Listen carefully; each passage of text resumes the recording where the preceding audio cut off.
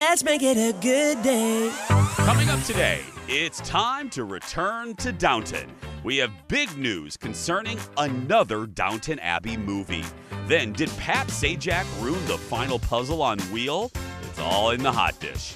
Then, producer Ted is watching a new show you recommended, Pig Royalty on Discovery Plus.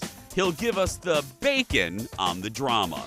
And 80s heartthrob Andrew McCarthy is spilling the tea in a new book about his days and nights in the Brat Pack. Here we go. Let's make it a good day. We do it our own way. Let's make it a good day. Oh, no matter what they say. Oh, yeah. Good morning, Mankato. Good morning, Buffalo. Good morning, Hudson. And good morning to you. Welcome to the Jason Show. I'm Jace.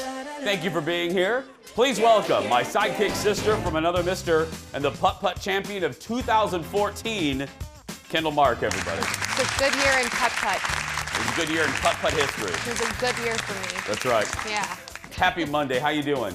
Happy Monday. I'm good. Good. How was your weekend? Well, you know, it was good. I avoided you, and You did. That's not a joke, ladies and It's gentlemen. not a joke. No. Let me tell you a little story. So, Please. on Thursday, I got my second vaccine. I got the Pfizer. Felt fine most of Thursday. Then Thursday night, started to get a little headache. Started to feel a little not right. Woke up on Friday, felt fluey, Yeah. and had body aches.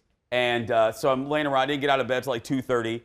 I get a text message from Me. her. Okay. And you were in my neck of the woods, wanting to go out. I was out and about in the NOLO. Yeah. And you were not available. I know. And you kept sending me, you're like, maybe you'll feel better. I'm still here. Maybe you'll feel better. I'm like, ain't gonna happen. Still don't feel better, Kendall. Still don't feel better. I sent photos. No. Sent videos. I I think did- I got a couple laughs out of you. You did I needed a couple laughs, and you gave me a couple laughs. No, I was down and out in not Beverly Hills. I was down and out. But Saturday I woke up and I felt like I was in an MGM musical. I did. I was like, I felt like Debbie Reynolds. Good morning. Good morning. Yeah. I had the Pfizer vaccine. Good morning. Good morning. I felt fine. So I mean, take it from me. I'm a big chicken. Yeah. Look, I'll take He a said day it. of feeling a little icky to not get the COVID. You know what I Right. mean? For me, for the sake of my family, for you people, Yeah. you know, though, that I work with, I'll do Right. it. It was Right. it was no big deal. Right. I've heard that from a lot of folks that the second time around, Uh-huh. they were really tired or whatever it was. And then everybody says, but then the next day you feel great because you slept all day the day before. Well, and that's the thing. The anecdotal, like, well, I heard Aunt Gretchen, you know, she grew a second head. You know, I mean, you can't take it. Everybody is way Right. different. Like executive producer Jeff, what was it? What is it? Strong as ox. Who said what villain says that? Bullwinkle and he's strong as ox. He felt nothing. Right. He had both of them. He wanted to go in for a third. He didn't even need it. He was like, I'll have a third shot. He felt nothing. Right. He ran a marathon after a second shot.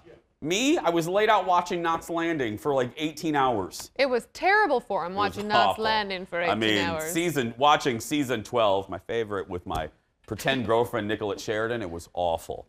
Then I got some buka. I was craving some pasta. Some pasta? I got some takeout, supporting the restaurants. Yep. And just carved out. That is fine. the way to go. It's a way to go. It makes you feel better. Speaking of food, speaking of carbs, roll it, Leo. It's time for the hot dish. Here we go. I don't know what that was. We have big news. Oh, Kendall, we have breaking news. Breaking news. Thank you. Big news for Downton Abbey fans. Me. A second movie is on the way and will be in theaters, Kendall, this December. Like not in 40 years, this December. The first Downton movie was released in 2019 and began in 1927, picking up where the TV series left off. The plot for the new movie is under wraps, but the original cast is set to return. Now, we're not sure about Maggie Smith, because spoiler alert, in the last movie, they made it seem like Maggie was peace, like she was piecing out, as the kids say. Yeah. I don't know. But, and this is hard. It's like wrangling cats. That is a ensemble. So the fact that they're able to wrangle everybody's schedule, that's a feat upon itself. Then you mix the COVID. Right. I'm just thrilled it's going to be in theaters in December. Yeah, Hugh Bonneville did an interview in, I think it was February, Yeah. where he sort of alluded to the fact that they were just sort of waiting to see, let's all get our vaccines. Yeah. We all want to make this movie, and then bam, here we are. So Can I recommend it? I told I told my mom, if you guys are looking for a kind of a show to escape, that's what we try to do here. That's the Right. whole purpose of this monstrosity. But if you need a show to escape, watch the Downton Abbey. It's soapy. It's good. A great cast. You've seen it, right? Yeah, and my caveat with that, Yeah. only thing, I stopped the first time I watched it after I think it was at season 1 or season 2, the ending. You'll see if you watch it. I was like, I'm done. But then I started it again. It's so good. Keep Just going. keep going. Keep going. So good. We're going to keep going because next in the dish, if you watched NBC at all over the last week, you may have heard Sunday Today with Willie Geist is celebrating a giant milestone, 5 years. Following lots of toasts with his NBC colleagues, some of Willie's favorite celebs offered their congratulations, including Ryan Reynolds. Look at this. Hey, Willie. Happy anniversary. 5 years. That's not that big a deal, actually. I had a paper route for 5 years. Why are we celebrating this? Law and Order did like 450 episodes of that show. They did like 20 seasons, I think. They didn't even have a wrap party. What do you want, like a Snickers bar or something? Maybe a lollipop? 5 years. Get it together, Geist. Well, he just got to have a point. Willie says some of his favorite interviews have been comedians like Jerry Seinfeld and my buddy David Letterman. So I like Willie. I think Willie's a good guy. I love his father, who was a long time, speaking of Sundays run in his family because Bill Geist, legend over there on CBS Sunday Morning, which still is one of the best shows on television. So good. It's so good. It's So just, good. it's Pure happiness. It's pure happiness. And I love that young people watch it. Yeah. You know what I mean? You would think it's like the same thing. I'm not going to mention the other show, Price is Right. But you would think that these shows skew older. No, Yeah. if you look at the breakdown of ratings, CBS Sunday Morning commands a really diverse audience in age and demographic. People love it because it's good stories. Yeah, why not? It's fantastic. Like this week they did George W., former President George W. Bush and his paintings. Fascinating. Talking about his friendship with former First Lady Michelle Obama and how people were shocked, which makes me sad. Right. And he said the same thing. It's sad that people are shocked that just because you're a different political affiliation, you can't be friends. You know how I feel. I hate that. I hate that. I don't like that at all. Next in the dish, move over Game of Thrones and The Crown. A new show is coming to Amazon, and it makes those two shows seem like bargain basement deals. The Hollywood Reporter has confirmed Amazon's new Lord of the Rings television show will come in at, are you ready? Yeah. At least $465 million, dollars, as RuPaul would say, for just the first season. Early reports say the show would cost $500 million for a multiple season, but those were a tad off. By comparison, Game of Thrones on HBO, $100 million a season. Netflix spent $130 million on the first season of The Crown, and that was considered jaw-dropping. The Lord of the Rings series, we're going to probably get it later this year. Okay, Kendall. Now, this is where, if it's Star Wars, I geek out, or if we're talking Dallas or Knots Landing. Lord of the Rings is her cup of tea. Hello. Now, don't scare people, Kendall, because leave that to me. Okay. But look in the camera and tell the audience what this is allegedly about. Watch her nerd out. Go. I'm really excited. So the parts of Lord of the Rings that we all are familiar with, like The Hobbit, Lord of the Rings movies, this is all set in Middle Earth, right? There Yes. are 3 ages of Middle Earth. There's the first age, the second age, the third age. All those are in the third age. We're going back thousands of years before that time to the second age of Middle Earth. So there's going to be a lot of people that you've never heard of, but some of the elves you've probably heard of because they live for thousands of years and they don't die unless they die in battle.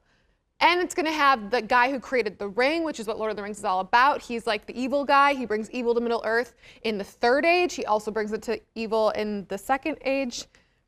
Am I getting wrapped? It's going to be really good. I'm really excited. Lots more to come. We'll be back right after these words. Stay with us, everybody. I wonder if this is the first Age.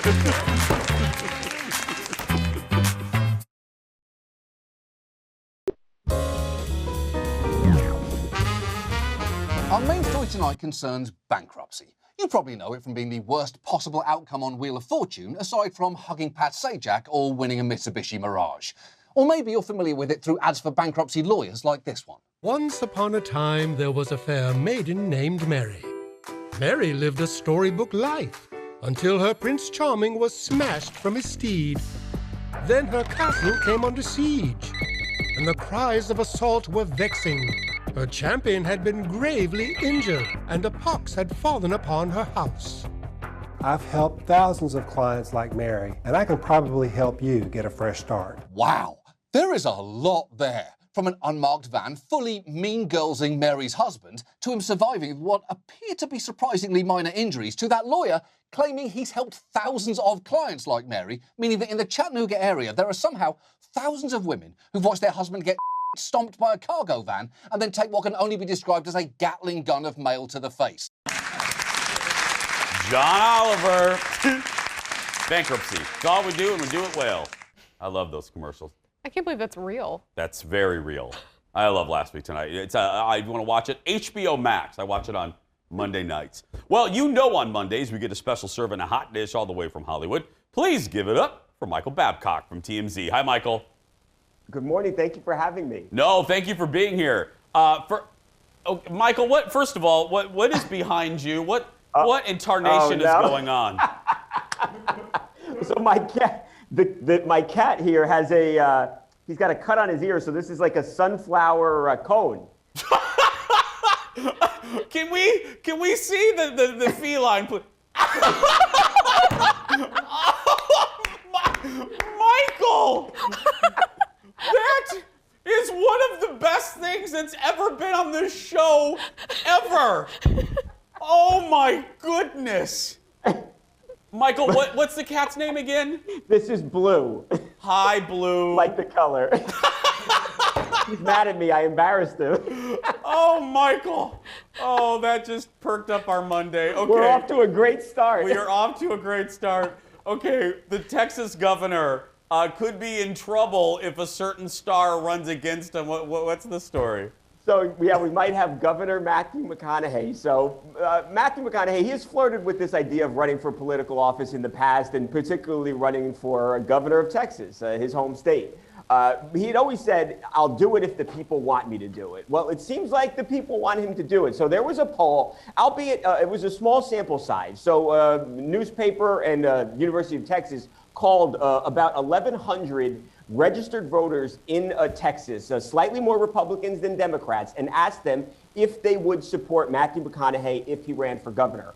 And 45% of the people, of the voters, said yes. Now, 45% was more than Governor Greg Abbott, the current governor, got. Greg Abbott got 33%.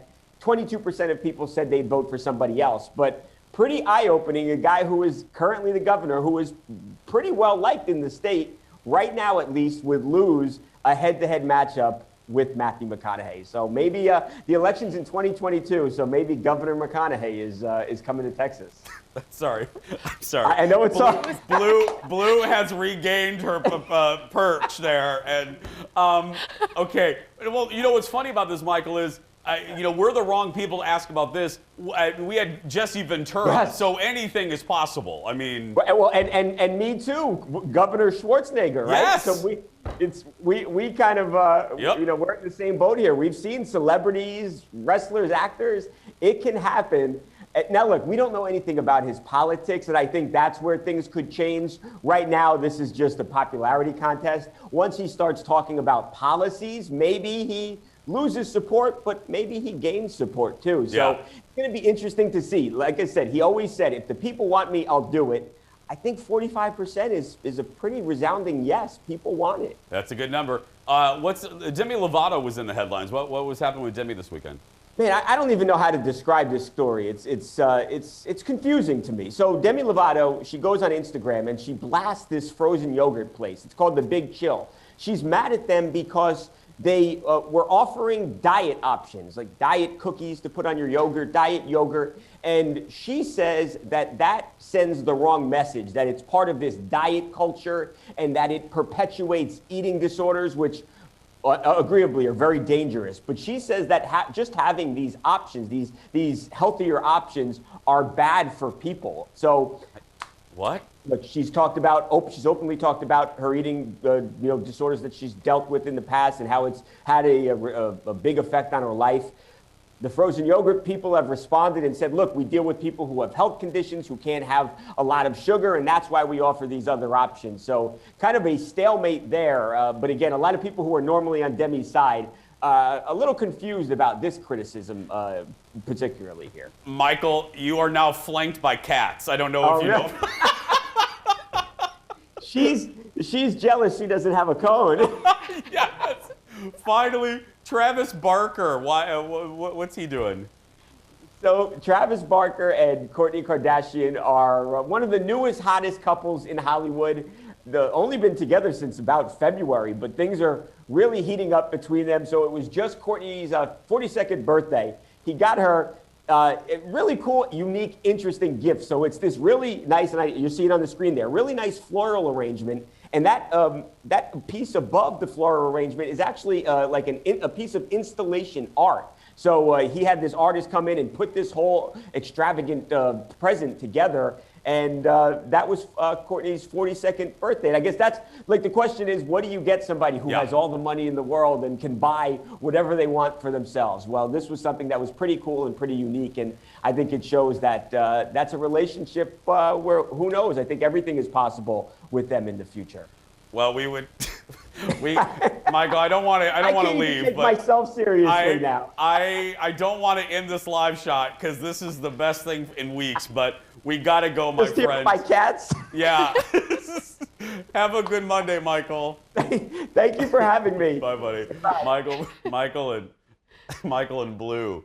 And what was the other cat's name? I don't think he said. We don't think we said. Oh, God. Blue. That'll be on TikTok a little bit later. Believe me, that will be on the Jason Show TikTok page. With the sunflower with the sunflower cone. That's it. Can we just roll credits? We can't do anything better than that. Nope. Oh, I've been told we have to continue with the show. Yeah. Oh, we're done? Oh, we're done. We're done. Great. Okay, Stay tuned for Welcome Back Kotta on most of these stations. Do you even know, Kendall, do you know the show Welcome Back Kotta? No. Oh, can you say that with less disgust in your, ugh, no. No, you know what it is? A little trivia. It's the show where people discovered John Travolta. Huh? How? Like, did he dance? Did he do something? Next in the dish, a week from today, we will be recapping the Oscars. The question will not only be who won, but hey, did anybody watch? If this year's award shows are any indication, Oscar producers have reason to be concerned. The Grammy ratings were down 53%. Golden Globes were down 60%. Leading the way with 10 nominations. Here's another thing, is a little-known Netflix movie, Mank. I mean, so I don't want to go too inside baseball on this, but I read this so you won't have to. A very nice viewer sent me, no, it's really an interesting article. It sent me an article from the New York Times. I tweeted it out, talking about how, and this makes me sad as an old school kind of TV guy. They said, look, viewing habits have changed even before the pandemic. And the line in there that got my attention was, will award shows go out the way, will it join variety shows in the dustbin of entertainment history? It could happen. If we are sitting here on Oscar Monday, now listen to this. If we are sitting here on Oscar Monday, or Tuesday, the ratings will come out. If we're talking about Oscars in the single digits, if we're talking about Oscar ratings 9, 8 million, girl, that's a problem. And I think they could have a point that maybe it's just out of fashion now. The other thing that got me in this story, and I 100% agree, a former producer, anonymously said they looked at a minute-by-minute breakdown of the ratings of a couple years of Oscars. Okay. Minute by minute, for people that don't know, bosses can look literally minute by minute at the ratings of a show, and they said the minute that a star would go on and on about politics, thousands, if not millions of people changed the channel, which leads me to believe, and I'm with them, I get it. I mean, people want an escape, especially nowadays. They don't want, I mean, I get using your platform for good. I get that, I applaud that. But I don't know if an award show is we don't want that anymore. We get it 24 hours a day now. Well, and now you can really use your platform on social media so much more that it's almost like, do you need It's unnecessary. Right? That's a great point. We don't need, back in the day in like the 70s, right? You know, if George C. Scott wanted to stake a position on something, I don't know where I pulled that name from, but the Oscars were the time to do it. Right. Nowadays, go to your TikTok to do it. Mm-hmm. This is supposed to be an entertainment show. Entertain me. Right. You know? Mm-hmm. I've changed the way I felt about that. I'm very, very hard on that one now. It's like, I don't want to hear about politics with the Oscars. I just don't. Next in the dish, Pat Sajak has been hosting Wheel of Fortune for a long time, but last week, for the first time, Pat almost blew it. Look at this. Yikes. Well, I'd rather be standing here than there, frankly. Did you hear what you said? I did, right after I said it. I wonder how many people at home caught it, but in setting up the thing, there weren't many letters up there, and I said, I'd rather be here than there, quite frankly, which was the puzzle. But it goes to show you that people are concentrating and not paying any attention to me. And he didn't get it, but no reason he should, just based on that. But right. It's funny what you're. I love this. Is all over the place today. You got to cut Pat some slack. I mean, the guy's been doing this forever. That's one of the few mistakes he's made, and it's easy to do. Right. In those moments, the chitter chatter, you're trying to come up with something pithy to say. It's a lot of it shows scripted, but that's cut him some slack. Right, because the thing in your mind, we've all done that, where you have something in your head and then like, I'm talking to you, but I just had a conversation with Jordan and I call you Jordan accidentally, right? That kind of stuff happens to people all the time. So he's thinking of what the answer is and still trying to come up with something funny, like you're saying. And so his something funny is what's right here in front of him, right? Wheel of Fortune has a much bigger problem on its hands, and that's getting rid of that weird rule with the crossword puzzle that people keep saying and. They need to get rid of that. Now that I agree with. I don't know what you're talking about. There's one of the puzzles is like 3 words. So it'd be like blueberry, lemon, and see, I just did it. Blueberry, lemon, and custard. Okay. So, but you're not allowed to say and. You're not supposed to add any words, and people keep losing because of that rule. I get it, but I don't get it. I understand it, but I don't agree with it. Because when you're listing 3 items, human nature coming out of your mouth will automatically be Jeff, Ted, and Kendall. Right. I wouldn't say Jeff, Ted, Kendall. Right. Especially people who are studying words in the way that words are written. Like, that's just English, period. Yeah. Director Leo, before we go, can we take a shot at Adam's camera? I want to direct your eye. That is our mascot. We haven't seen her in a while. That is our Build-A-Bear, the official Jason Show Build-A-Bear. That is Juice Newton. That's Juice Newton. Who is she named after? Juice Newton. She's named after 80s rock icon, pop icon, Juice Newton, Queen of Hearts. Any bar I ever go to that has one of those jukeboxes, touch tunes that you can control, how do you know I'm in there? I always play Queen of Hearts. I take control of the jukebox and I play Queen of Hearts. No one's surprised. It's like a bat signal. Oh, Jason's here. He's playing a random song from the 80s. But anyway, that's Juice Newton over there. My dear friends, we have such a good show. Please go get another cup of coffee, some Sanka, some Tang, and we'll be back right after this with more. Stay with us. Juice Newton.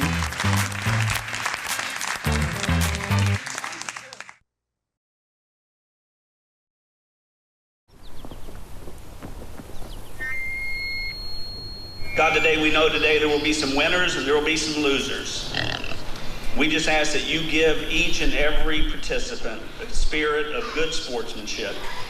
Amen. Pig people are very different. It's like a totally different society. Drive, drive, drive!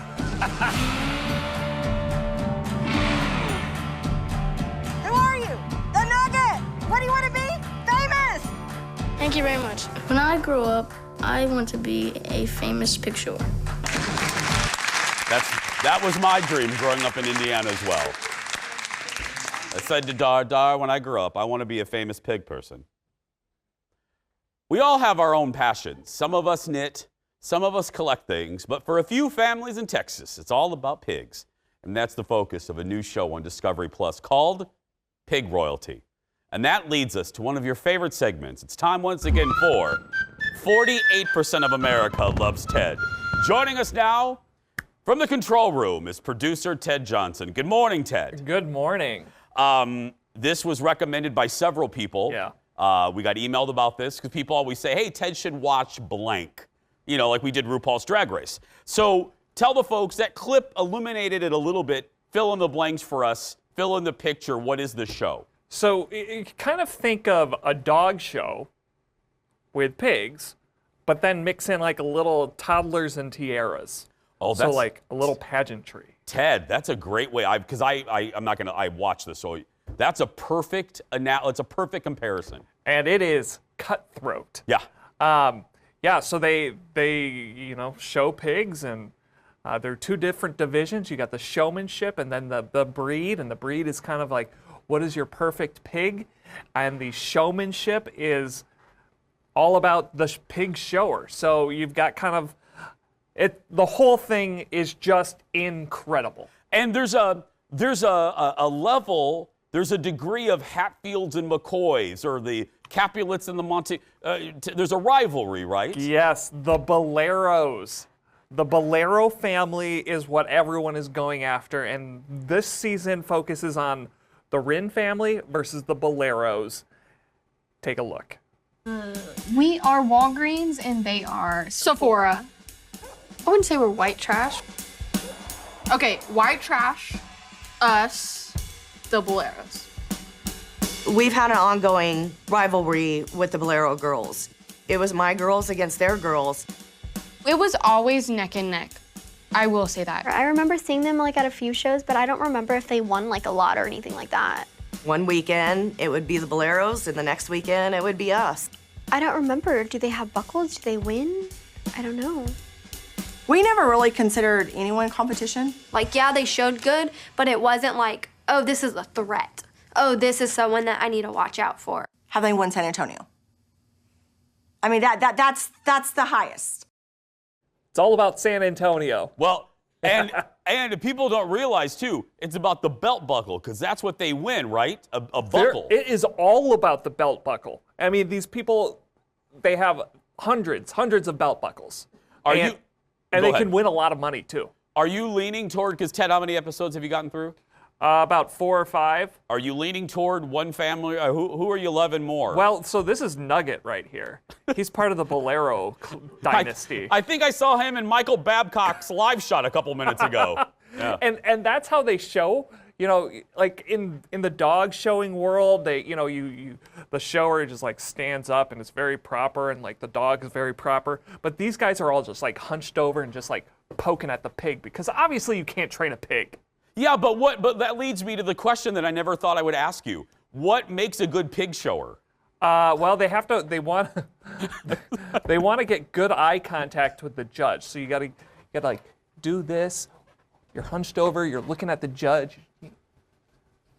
Try to control your pig. Yeah, I think that's it. I don't know. No, you're right. That was the thing that shocked me, was the fact that it is all about eye contact. Because one of the judges in her confessional was like, if I don't get eye contact, they're out. They might as well just walk home. Yeah, so the families beforehand will be like, okay, so this is what we're thinking. A lot of people are going to be showing over here. We want you to get to this open area. Yeah. So you need to steer your pig over here and then show the judges all the angles. Now, people watching think, they're ramping this up for the Discovery cameras. I don't think they are, Ted. I think this is cutthroat. This means a lot to them, and this would be happening whether Discovery was there or not. Do you agree? I don't think they're ramping it up. No. I just think these are who these people are, and Discovery was just like, flip the camera on. Are you going to finish the season? Oh, absolutely. Yeah. I need more. I need more pig royalty, and I feel like Discovery Plus has a bazillion of these shows. Yeah. Ted, Ted, may I ask a personal question? When you were in college and you were thinking of your career in television and broadcast journalism, did you ever think on television you would ever say the phrase, "I need more pig royalty"? No, but I would not have been against it. No, nor would I. I never thought I would ask someone what makes a good pig shower, but living the dream we are. A good backside. That's right. There. What? I'm sorry. I meant the pig. Oh. Like, was he flirting with me? What's happening here? Producer Ted, I'm married, Ted. I'm married. Bye. There's Ted. You can watch Pig Royalty on Discovery Plus. We are out of our minds today. I think it's Juice Newton's presence in the studio. Yeah, it's something. Or it's the cat with the sunflower on its head. We're going to take a break. We'll be back right after these words. Back in a moment. What makes a good pig shower, Kendall? They ain't messing around. It's serious business.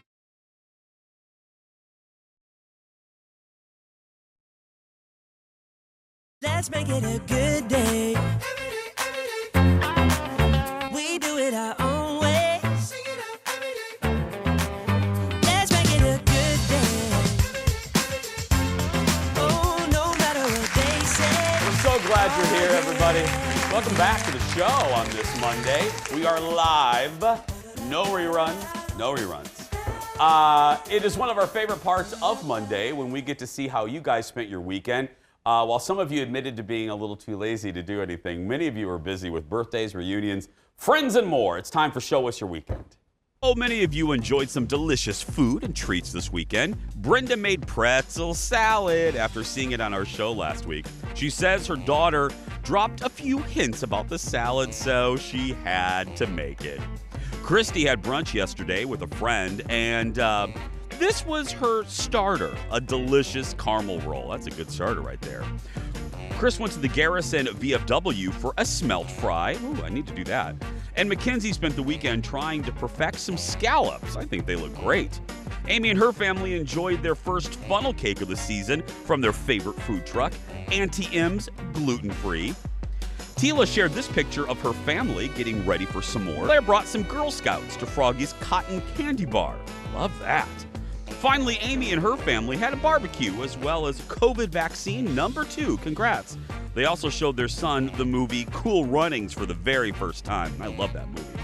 Some of you reunited with old friends. Rebecca said she spent the weekend with her friend Alice, who she met in the 1st grade. And it's the same age as her daughter is in this photo. Christine enjoyed her first girls' night in more than a year with high school friends from the class of 1990. Hey everybody, I'm 92. We're right there next to each other. And Julie celebrated her bridal shower with friends and family, painting pottery at Color Me Mine in Maple Grove. The nice weather meant time outdoors. Terry took a beautiful hike in Ely. Diane took her family climbing at Veterans Park. Carol spent the weekend getting her deck furniture out. That's a good idea.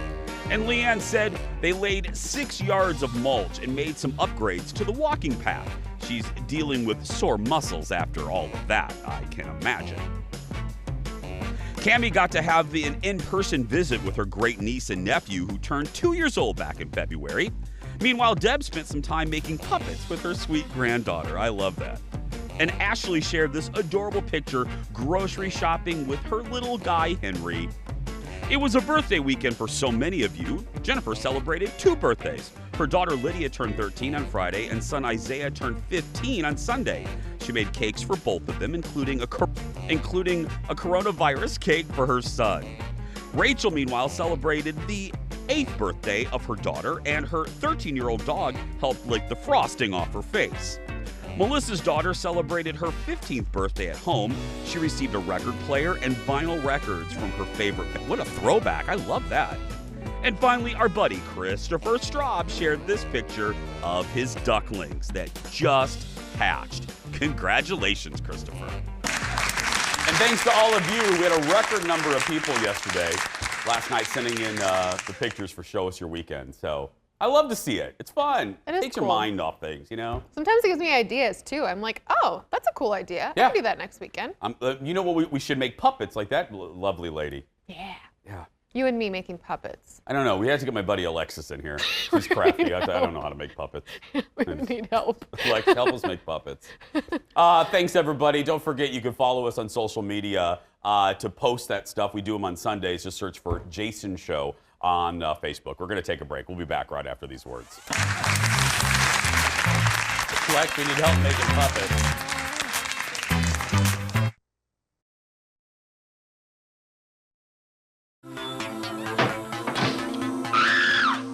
All the gory details. His name's Blaine. So beautiful. Blaine? Oh, that's a major appliance. That's not a name. He's a Richie. Woody? It's just his family has a lot of money. Does he have strong lips? How can you tell? Do you feel it in your knees? I felt it everywhere. Strong lips. I love this. So good. Classic, overused word, worthy for this movie. That's a clip from the trailer for the 80s teen classic Pretty in Pink, starring Molly Ringwald, Andrew McCarthy, John Cryer, Annie Potts, and James Spader, just to name a few. Well, welcome back. Molly Ringwald was already a star when that movie came out in 1986, but it helped make Andrew McCarthy one of the hottest young stars in Hollywood. Now, McCarthy is telling all about his life in a new book called Brat, an 80s story. The book comes out this month, but page 6 has a sneak peek of some of the things that he reveals in the book. So we're going to go through them because this is juicy, like a chicken strip. One of his first movies was the Brat Pack classic, St. Elmo's Fire in 1985. The movie featured, I'm not kidding, every young star in the day. I mean, if you were in Hollywood and you were young, you were in this movie. Rob Lowe, Demi Moore, Emilio Estevez, Judd Nelson, Ali Sheedy, and more. New York Magazine came up with the term Brat Pack as an insult, but it became a calling card for the young stars. Andrew says he was never really friendly with the other Brat Pack members. Brat Pack being a takeoff of the Rat Pack with Sammy Davis Jr. and Frank Sinatra, blah, blah, blah. St. Elmo's Fire, first of all, there's a couple soundtracks of the 80s that just resonate. You got your Flashdance, you got your St. Elmo's Fire. If you were alive in the 80s and you were a teenager, you had the St. Elmo's Fire soundtrack. Everyone did. I can picture the album cover right now. Andrew really hit it big a year later in 1986 with Pretty in Pink. He says the part of the love interest was originally a jock type, but when Molly Ringwald saw his audition tape, she says he was the type of guy that she would fall for. He got the part, and the rest, as they say, is history. In the book, Andrew admits he never got close to Molly or director John Hughes. He also didn't get along with John Cryer, Ducky, who he called irritating. Wow. Now, one of my favorite clips. Or do we have the clip? We do have it. Yeah. I have one of my favorites, just to tee this up in a minute. One of my favorite behind-the-scenes movie fun facts is featured in Pretty in Pink, and we're going to get to that. But McCarthy did become friends with James Spader. One fun fact from Pretty in Pink you may not know about, it involves the final scene of the prom. Now look at this. Come back to the TV real close. Look at Andrew's hair here. Test audiences hated the original ending of the movie, so they had to reshoot it. The problem was Andrew McCarthy had shaved his head for another role, so right there, that's a wig. He's wearing a wig for the reshoots, which looks much different than his hair in the original movie, or the rest of the movie. When you watch it, it stands out like, look at that. I mean, it's real bad. Huh. Yeah, because he looks great in the rest of it, and that's an obvious wig, yeah. I think it's just so crazy that they spent all that money and reshot it. Yeah. I mean, obviously it worked. Spoiler alert for a 35-year-old movie, she ended up with somebody different. So, and test audiences didn't like it, so they went back and redid it the way it should be. McCarthy said his relationship with director John Hughes ended shortly after Pretty in Pink. Hughes wanted him to star in his next movie, Some Kind of Wonderful. That's what you're looking at right now, but he turned it down. Instead, the part went to Eric Stoltz. And Andrew said John Hughes never spoke to him again after that. John Hughes, obviously, if you are not a kid of the 80s, he did all of these movies. He did Weird Science, he did Breakfast Club, and then for millennials, Home Alone. He wrote Home Alone. Much of the book focuses on McCarthy's addiction problems in the 80s. He started with alcohol, but also got hooked on cocaine. McCarthy says when he shot the movie Mannequin with Kim Cattrall, oh, I love this movie so much. Look at Samantha. He shot this in 1987 with Samantha. He was drinking to excess nearly every day. He was also using cocaine during the entire shoot. That movie helped make him a star outside of the Brat Pack. If you haven't seen Mannequin, I haven't seen it. I don't know if it stands up. Pretty in Pink stands up. Mannequin, another great soundtrack. Such a good soundtrack. It's so cute. I'm sure it's a little dated now, and had one of the best side characters. Hollywood! Sorry. Don't worry about it. You'll understand when you see it. That same year, he starred with Robert Downey Jr. in another movie. In Less Than Zero, McCarthy says he nearly suffered a heart attack because of drug use. The sad irony is they're a mess in that movie. I mean, that's what the whole movie is really about. Eventually, McCarthy went cold turkey, and that was just before shooting the comedy Weekend at Bernie's in 1989. He says he stopped going out completely to stay sober. That was, you know what, that's probably, I'm sure he did other things, but that was really the last big movie of his. He kind of started disappearing out of the pop culture zeitgeist after that. The book also talked about his efforts to date a few famous actresses. He says he met a young Courtney Cox at a Hollywood party after the success of Pretty in Pink. He tried chatting her up, but she ignored him.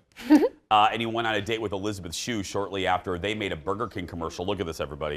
In 1983, he was smitten, but she ghosted him after one date.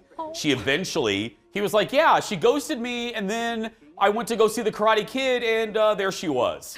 And that was the next time that she saw him. So, yeah, if you were a kid in the 80s, if you're fascinated with 80s culture, pop culture, he's in the middle of it all. You got to read this book. It goes on sale May 11th. We're going to take a break. We'll be back with a little St. Elmo's Fire right after this. Such a good soundtrack.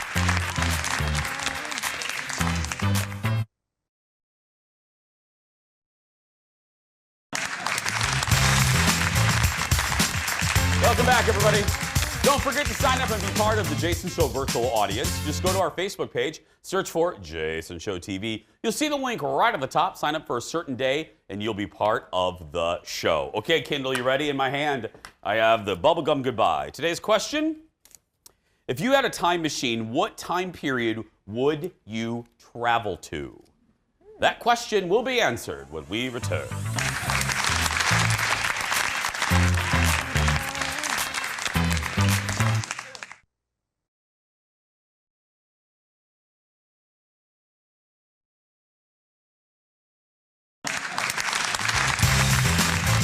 To the bubblegum goodbye in just a second, but first, Mary writes to us to Ted. She said, tell Ted the pig showing season is just getting started in Minnesota. You could do a segment and discover why it's such a big deal here. If you are a pig shower and you would like Ted to pig show with you, please email us at the Jason Show Facebook page. How amazing would that? Thank you, Mary. People are so nice. Okay, what time period would you travel to if you had a time machine? Ladies first. Well, part of me wants to be sort of in like the hippie era of like figure out, see that, all that and how everything went down. Okay. But I really love Art Deco design-wise. Okay. And so I think 1920s, 30s New York. Got it. Obviously before everything went and missing all the bad periods. Yeah. But it'd just be cool to see. What about you? Mine would be 50s era Hollywood. The Marilyn Monroe era, 52, 53, 54, somewhere around there. I want to see that. I want to see when stars were stars. You didn't know what kind of toast they ate. You know what I mean?